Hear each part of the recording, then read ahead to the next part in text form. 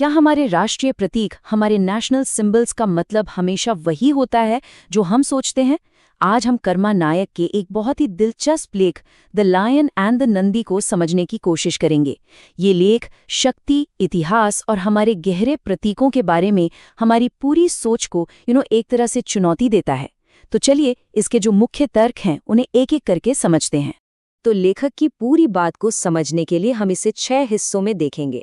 शुरुआत हम एक बहुत ही बुनियादी सवाल से करेंगे, शेर या नंदी। फिर हम देखेंगे कि प्रतीकों की ये लड़ाई कैसे पावर, हिस्ट्री और यहाँ तक कि साइकोलॉजी से भी जुड़ जाती है। और आखिर में हम कर्म और सच की खोज पर लेखक के विचारों को भी जानेंगे। तो चलिए शुरू करते हैं पहले हिस्से से, शेर या नंदी। ये वो बुनियादी सवाल है जो इस पूरे विश्लेषण की नींव रखता है। लेखक अपने विश्लेषण की शुरुआत एक बहुत सीधे लेकिन बहुत ही गहरे सवाल से करते हैं। वो पूछते हैं कि शेर पर सवार भारत माता की जो तस्वीर है, क्या वो सुरक्षा का प्रतीक है या फिर भक्षण, मतलब शिकार करने का संकेत है। ये सवाल सिर्फ एक सिंबल के बारे में नहीं है, ये इस बात पर सोचने को मजबूर करता है कि किसी भी देश की शक्ति का असली रूप कैसा होना चाहिए, बचाने वाला या हमला करने वाला। और इसी सवाल के जवाब में लेखक एक दूसरा प्रतीक, एक ऑल्टरनेटिव सिंबल सामने रखते हैं। उनका तर्क है कि भारत जैसी कृषि प्रधान, मतलब एक एग्रीकल्चरल लैंड का सच्चा प्रतीक शिकारी शेर नहीं बल्कि सेवा करने वाला नंदी है। और बस यहीं से इस लेख की जो असली बहस है वो शुरू हो जाती है, शिकारी बनाम रक्षक। तो फिर लेखक इन दो प्रतीकों, शेर और नंदी, के बीच जो शक्ति का फर्क है उसे कैसे बताते हैं? आइए इस पर एक नजर डालते हैं। यहाँ लेखक एकदम साफ साफ दो हिस्से कर देते हैं। एक तरफ नंदी है जो कृषि, सेवा और रक्षा से जुड़ा है, और दूसरी तरफ है शेर जो शिकार, शोषण और भक्षण का प्रतीक है। यह सिर्फ दो जानवरों की तुलना नहीं है, लेखक के लिए ये लीडरशिप के दो बिल्कुल अलग अलग मॉडल हैं। और इसी तर्क का इस्तेमाल वो अपनी अगली बात रखने के लिए करते हैं। ये जो कोट है ना, ये लेखक की पूरी फिलॉसफी का निचोड़ है। उनका मानना है कि असली लीडरशिप सेवा और सुरक्षा से पैदा होती है, डराकर या हावी होकर नहीं। इसीलिए उनके तर्क के हिसाब से एक शिकारी कभी भी सच्चा राजा या रक्षक हो ही नहीं सकता। अच्छा, तो अगर शेर एक शिकारी का प्रतीक है तो लेखक के हिसाब से ये प्रतीक सत्ता में, पावर में आया कैसे? और यहीं से ये विश्लेषण एक दार्शनिक बहस से एक ऐतिहासिक दावे की तरफ मुड़ता है जो शेर के प्रतीक को एक खास तरह के शासन से जोड़ता है। पर आगे बढ़ने से पहले ये समझना बहुत जरूरी है कि लेखक मनुवादी शब्द का इस्तेमाल कैसे करते हैं। लेख के हिसाब से ये शब्द उन कबायली हमलावरों के एक शासक वंश के लिए इस्तेमाल हुआ है जिन्होंने शोषण पर आधारित एक सिस्टम बनाया। ये परिभाषा लेखक के तर्क को समझने के लिए बहुत जरूरी है। तो लेखक यहाँ एक पूरी चेन ऑफ इवेंट्स बताते हैं। उनके तर्क के अनुसार ये सब शुरू हुआ कबायली हमलावरों के आने से। इसके बाद मनुवादी शासन की स्थापना हुई। फिर इस नई शक्ति को दिखाने के लिए शेर को प्रतीक बनाया गया, और इसी के साथ मूल निवासी यानी वहां के जो असली निवासी थे उनके शोषण की एक परंपरा शुरू हो गई। लेखक के मुताबिक ये उनके ऐतिहासिक दावे की बुनियाद है।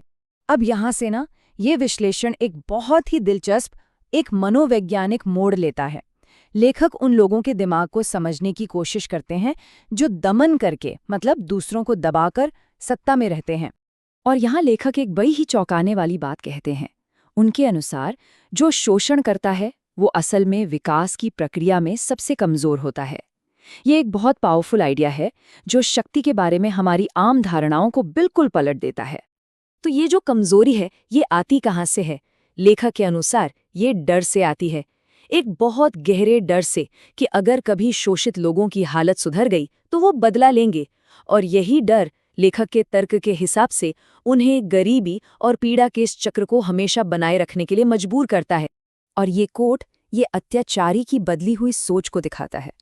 लेखक तर्क देते हैं कि ये लोग एक रक्षक हीरो बनने के बजाय एक भक्षक जानवर बनने में गर्व महसूस करने लगते हैं, जो उनके मनोवैज्ञानिक और नैतिक पतन को दिखाता है।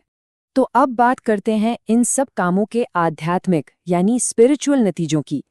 कर्म और न्याय पर लेखक का क्या नजरिया है, चलिए देखते हैं।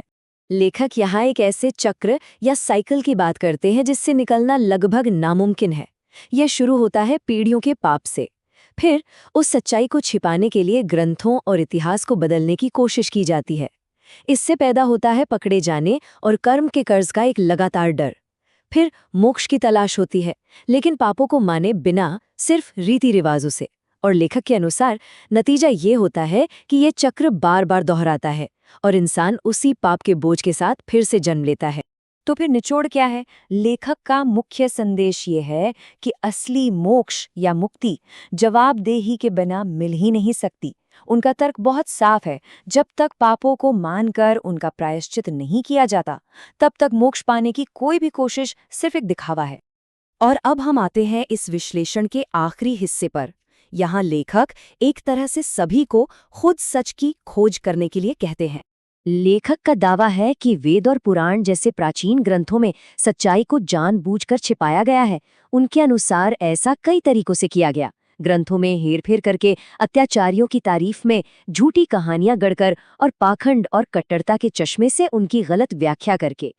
और यहीं पर लेखक हमें एक आखिरी और बहुत ही सोचने पर मजबूर कर देने वाले सवाल के साथ छोड़ देते हैं। क्या पाखंड और रीति रिवाजों के इन परतों को हटाकर सच तक पहुंचना मुमकिन है? ये सवाल सिर्फ पुराने ग्रंथों के बारे में नहीं है, बल्कि ये इस बारे में है कि हम अपने आसपास की दुनिया में सच को कैसे ढूंढते हैं।